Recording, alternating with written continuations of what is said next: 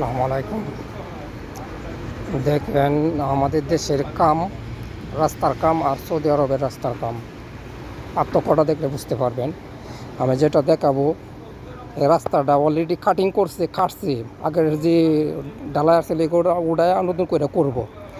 এখন দেখেন ওইটা কীরকম। দেখেন এই যে কাটছে রাস্তা করার জন্য, কিন্তু এটা যে দেখতে যে এরকম দেখা যায়, আমাদের দেশের রাস্তা নতুন করলে এরকম দেখা যায়। দেখছেন পার্থক্যটা কি? এটা কাটছে নতুন করে করবো রাস্তাটা, এটার উপরে ঢালাই দিব।